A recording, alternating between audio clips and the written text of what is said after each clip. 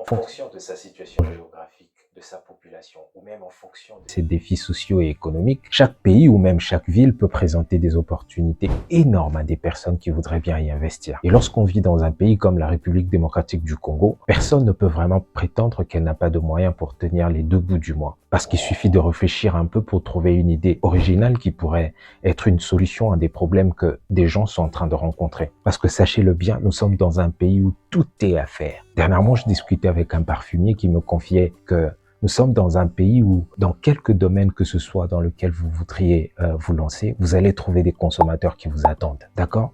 Vous allez trouver des consommateurs qui vous attendent. Et cette déclaration de ce parfumier est juste vraie. Elle est vraie. Parce que comme la plupart d'entre vous qui me suivez maintenant, vous savez que nous sommes dans un pays où il y a beaucoup de défis.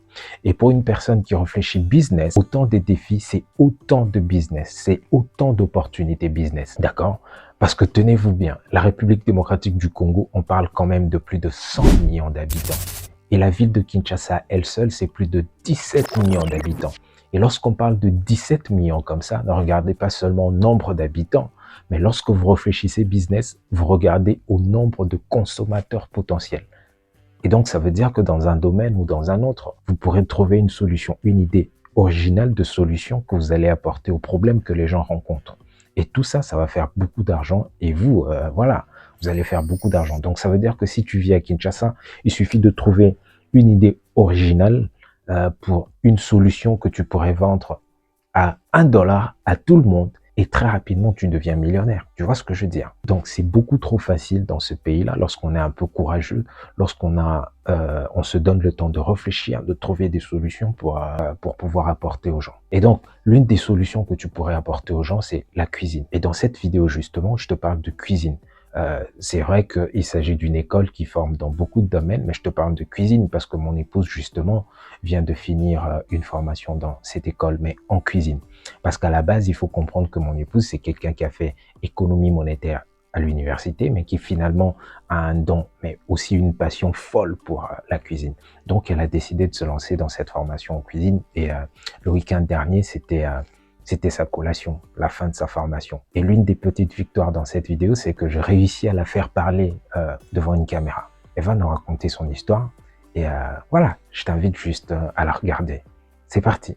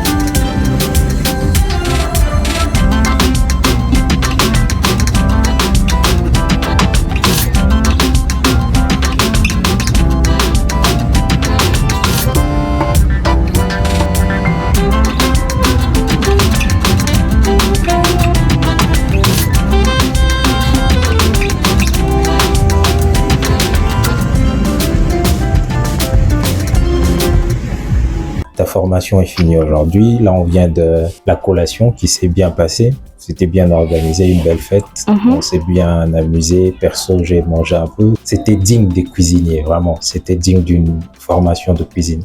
Mhm. Alors, parle-nous un peu de pourquoi la cuisine, sachant qu'à la base, tu es quelqu'un qui a fait économie monétaire, mais finalement, tu décides de faire une formation en cuisine. Pourquoi la cuisine? Tu peux nous en parler un peu? Pour commencer, je dirais la cuisine d'abord parce que j'aime la cuisine, j'aime cuisiner. Quand je suis dans la cuisine, je ne sais pas comment expliquer ça, mais j'aime vraiment cuisiner. Ce qui m'a poussé à aller suivre cette formation. Je peux dire que c'est ma passion. Voilà, c'est ça que je voulais dire. C'est un peu ta passion, quoi. Exactement. Est-ce que tu penses quand même que la cuisine prend un peu le dessus? C'est-à-dire ce qui te motive, ce qui t'énergise vraiment, économie par rapport à la cuisine. Tu penses que tu es plutôt un peu plus intéressé par la cuisine que l'économie? Je dirais oui. Je suis plus intéressée et je me sens plus épanouie à la cuisine qu'en économie. Ok, super. Et je respecte ça parce que c'est très important. Tu vois, il y a ce message qu'il faut passer à tout le monde pour dire que t'es pas obligé de faire voilà, une filière à l'université parce que simplement tout le monde le fait. Le plus important, c'est d'être en mesure de suivre ta passion parce que si tu es dans ta passion, en fait, quoi qu'il se passe, quand tu auras des difficultés, tu pourras les surmonter simplement à cause de la passion, parce que tu aimes. Et c'est pour ça que je dis que je respecte ça. Ouais. Ok, super. Et maintenant que tu as fait une formation en cuisine, et je peux témoigner qu'il y a beaucoup de nouveaux trucs que tu as apportés quand même depuis que tu es dans cette formation. C'est vrai que tu cuisinais déjà bien, Beaucoup. mais là, il y a comme un truc en plus.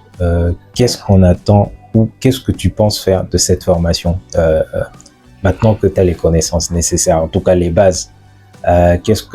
Comment est-ce que ça va te servir dans la vie? Qu'est-ce qui va sortir de cette formation finalement? Comme on dit, on n'est fini jamais d'apprendre. Et je pense qu'après cette formation, je vais faire encore des formations. Mais après, il y a un projet que j'ai. Je pense ouvrir un restaurant plus tard. Donc, je crois que c'est là que je vais plus développer ce que j'ai appris pendant cette formation et les formations à venir. Ok, super. Félicitations encore une fois pour ton brevet dans cette formation. Merci, Jerry. Merci d'avoir regardé cette vidéo.